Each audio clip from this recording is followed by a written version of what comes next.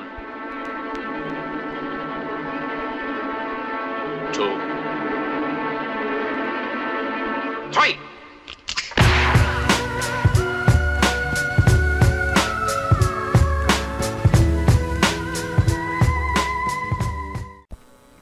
Well, it appears that the world does not want England to have been knocked out of the World Cup, seeing as after I played New Zealand on hard, yeah, albeit with a slightly modified team, as you know, I still managed to win quite concisely. But yeah, if you haven't told already, we did get knocked out of the World Cup, which means this is the last video of the series, even though we won. I know that it's not the most popular thing that I've got going, so I mean I've given it a good crack, and I know I want to do some videos of Rugby Challenge, so I'm not going to completely drown you all in this kind of game until then. So you've got a couple of days, about a week or so off, and then I might do a little bit of Rugby Challenge as well. But yeah, so it's a slightly modified England team there, as you can see. For instance, Robinson doesn't play anymore, and we are playing New Zealand, who they don't have licensing for, so none of those people actually exist, at least in the New Zealand rugby team. So if we run quickly over the results of the rugby over the weekend, the quarterfinals, sorry, were played Saturday and Sunday this week. Saturday the 8th, Sunday 9th. Ireland lost to Wales 22-10. It was 10-3 at half time to Wales. France beat England 19-12, it was 16-0 at half time to France. Australia beat South Africa 11-9, it was 8-3 at half time to Australia. And, hello Joey, my dog. And Argentina were beaten by New Zealand 33-10 with 12-7 at half time to New Zealand. It made it look almost as if Argentina were going to pull out a cheeky win from somewhere, as I horribly failed with this kick. I think it's because it was just a little bit to the right there on the final bar thing, but oh well. There's quite a bit to say, I guess, about the... my dog keeps headbutting me to go and let him go outside. Joey, I'll take you out in a bit. There's a lot to say about the results, actually, from the weekend. I mean, Ireland-Wales was the sort of coin toss game. No one was really sure who was going to win.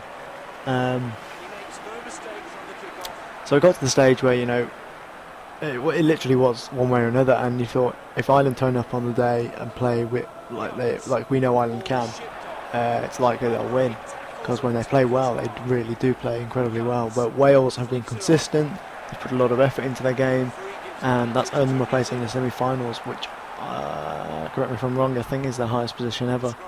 I might be wrong on that though. So Wales go through looking like the most dangerous Northern Hemisphere team, if I'm honest. France, as we saw, they got beaten by Tonga, then they turned England over. An incredibly poor England. People always ask, was it that France absolutely played really amazing, or bloody hell's a pass? Was it that France played amazing, or was it that England played badly? And really, it was more England played terribly and France played pretty decent. Like, yeah, they would beat most teams like that, but against like the top 8 teams, I think they would struggle. And England are 4th, I think, at the moment, but they get updated. They should have been updated today, so I won't sit here looking them up. I will have picked them up earlier, but oh well. Yeah, I mean, England's France game I'll go into in a minute. The Australia-South Africa game was pretty tight. What you basically had, what the hell? I want to use Google. What you basically had for Australia, South Africa, was Australia drew first blood. They scored a try within the first 10 minutes, I think, if I'm right. And then after that, it sorry, I've got a bit of a funny voice today.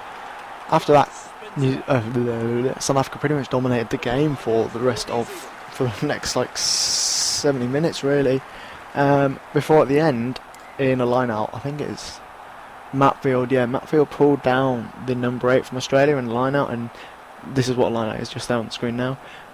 They both went up like that, like you saw that guy go, and Matfield came over and pulled him, or at least it looked like he did. I mean, that's a controversial point that a lot of people are talking about that watch the rugby.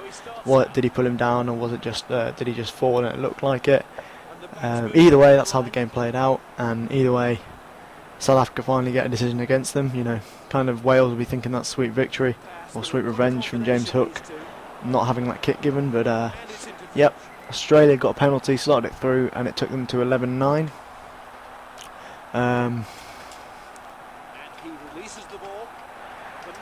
Which was quite interesting really to see that happen.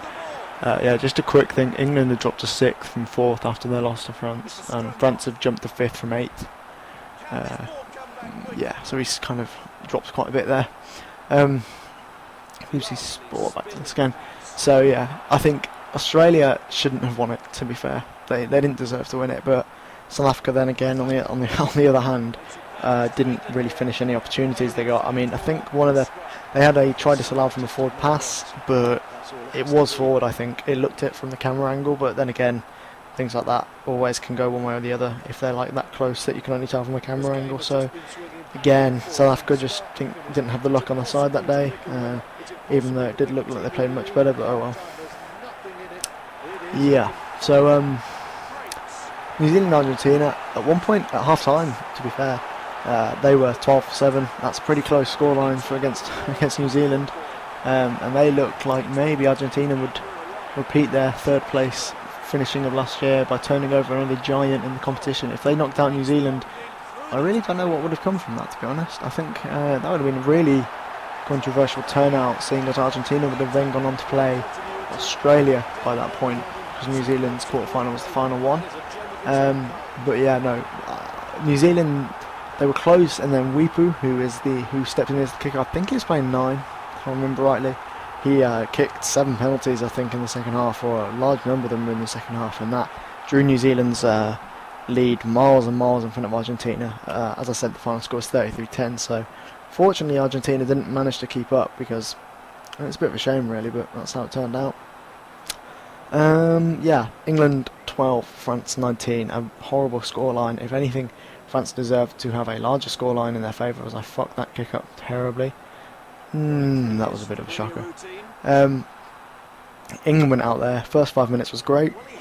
Ashton and Moody, you know, the massive chase, they nailed the France fullback, I think it was.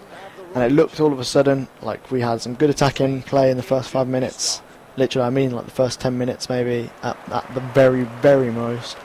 And suddenly France, I think we gave the ball over to France, and suddenly we fucked up. They ran 2 tries in. The 2 tries were, the first one was loss at the line out, they passed it on, and then the guy dodges 6 tackles or something stupid like that. 6 tackles, international caliber tackling, and it was just, that isn't affordable to happen. He just dances through them, beats them off. It's just ridiculous, and he ran good like 20 metres maybe from the 22 there, and he just sprinted straight in, and no one just wanted to lay a hand on him from the looks of things. Terrible defence. And the second try was, it almost looked like they were going to put him into touch.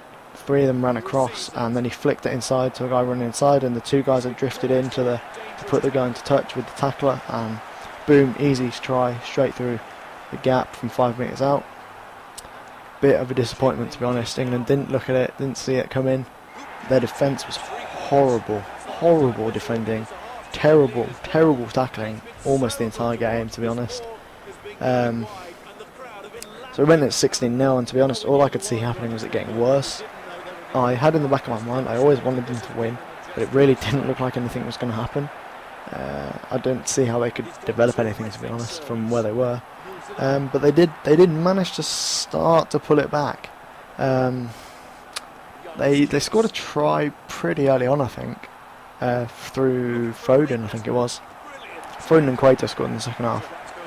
But yeah, I think it was Foden first. And suddenly you thought, maybe if they keep this up, they got a chance. I think, as they said, we went in 16-0 down.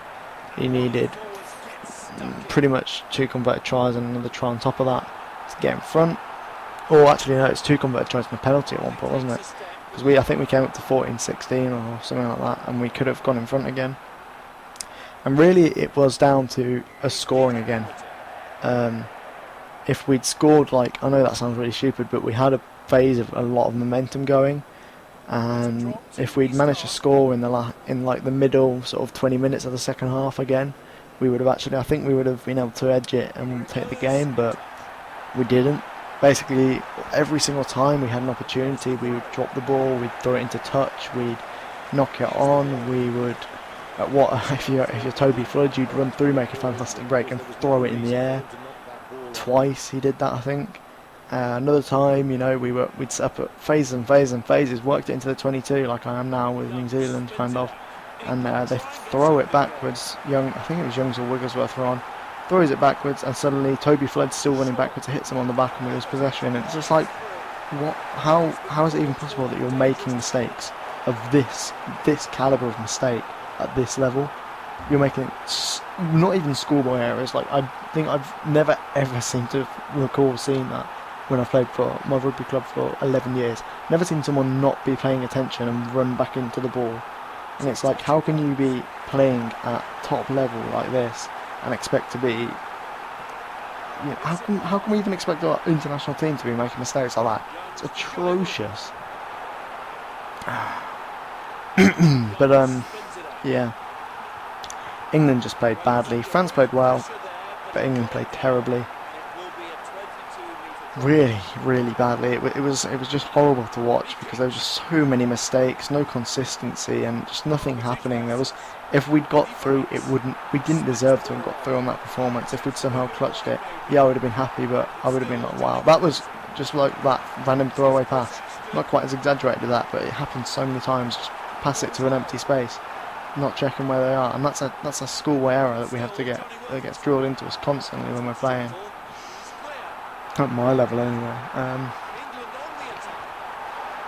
I don't know, England, I think that's, as a lot of people have said, it's the last World Cup for people like Moody, for people like Wilkinson for sure, for Cueto, and Moody and Wilkinson have been there since 2003. Cueto's been a big impact player in the England team, a lot of experience from Sayer and things like that as well. Shaw, he's been there a long, long time. He's like, I think he's nearly 40 at the moment. He's maybe like 38, 39 or something. Which for rugby, I don't know about many other, well, I don't know about most other sports, but getting into your late 30s is pretty old in rugby for sure. So, because it's such a physical game. So for a number of the guys, it's the last World Cup. For a number of guys, that was a poor finishing World Cup, considering he probably hit a winning World Cup in the final and then clashing out the quarterfinals with such a shocking performance. If it was a tight game, you know, I think people would be annoyed we didn't get through, but you couldn't doubt that they didn't play well. And it's rare that you have a team that loses but didn't play well, if that makes sense. It's hard to explain that, but you know what I mean. Yeah, England just went out embarrassingly. They just looked just straight shit, to be honest. It was poor to watch. It was annoying to watch. Painful to watch. It was just terrible. It wasn't really worth my time. I don't think France played exceptional. They didn't absolutely blitz us constantly, but just unlucky, really. I think that we just went out there and just were useless. Almost every single man on that pitch was just useless. Sure, there were guys on there that have been trying their hearts out, but there was just so many mistakes from almost everyone. It was just ridiculous how that was allowed to happen. The way I guess the World Cup shapes up now, so Wales play France in their semi-final, which is sometime this weekend, I think, and Australia play New Zealand. Now, Australia have turned over New Zealand in the past. New Zealand, in fairness, have also turned over Australia. Kind of goes both ways. And France versus Wales. I want Wales to win. I think Wales will win. I think France, they bounced off a shocking performance and turned it into a good, strong game against England. I said they did play well. But I think Wales are definitely looking on form. They have been looking on form throughout their World Cup so far. And I'm backing Wales, maybe as a home nation and maybe as the fact that I don't like the French. Just like I backed Australia, because for family stuff and stuff like this. family members who are South African and friends who are South African, so it's always nice to see them get knocked out. Got the middle finger shown to me earlier when I was laughing at my mate who's South African. Australia, New Zealand. I think New Zealand are obviously going to do it. I think they'll come up against Wales in the final. Here's my predictions now. New Zealand, Wales final, and of course, if it's going to be the year for it, it's going to be this year. So New Zealand almost certainly to win. But I would love Wales to turn them over in the final. That would be a fantastic result, if I'm honest. Mainly because New Zealand will just be becoming laughingstock. They've been the laughingstock. They've been the favourites for the last 3 World Cups, so more or less. And it's shocking if they lose on home turf with so much hype. Possibly one of their strongest squads they've ever had. Granted, they've had a lot of injuries. Dan Carter, Richie McCaw, Muliaina, Slade I think is out as well. Slade probably the least known out of those guys, but if you follow rugby at all, it's a big hit for New Zealand. So maybe with them being slightly weakened, Australia might have a chance, and if not, Wales hopefully have a chance. So that's about it from Rugby World Cup. I'll speak to you guys soon. We look forward to seeing you next time. Yes, goodbye for now.